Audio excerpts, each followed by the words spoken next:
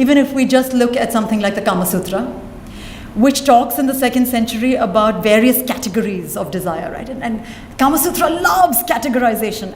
And those of you who haven't read the Kamasutra, please let me warn you, it's an extremely boring book. It's very boring because the majority of it goes into saying, how you should design your house, which is exciting, but it's not sexual. Where you should put your bed, what color you should paint the walls, this, that, and the other. But when it talks about desire, it really tries to categorize. Except every time that it categorizes, it says, by the way, I'm giving you these categories, but they don't really work. Because there's always something beyond this category. So Vatsyayana, at least his most famous line in the Kamasutra, that's my favorite, is he says, passion knows no order. So he will give you all this order and then say it actually defies it. He talks about, in this categorization, what he describes as people of the third nature.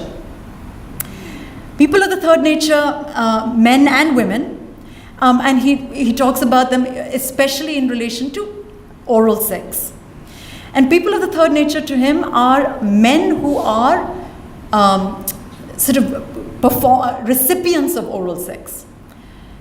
Male performers of oral sex are not in this category. People who have anal sex are not in this category. In fact, for Vatsyayana, the only people who have anal sex are heterosexuals. So our understanding of homosexuality and heterosexuality today is much narrower than what either the Kamasutra traditions or the Persian traditions envisaged more than 1,000 years ago. Subscribe to Sarmaya and be a part of the stories and conversations around art, history, and culture.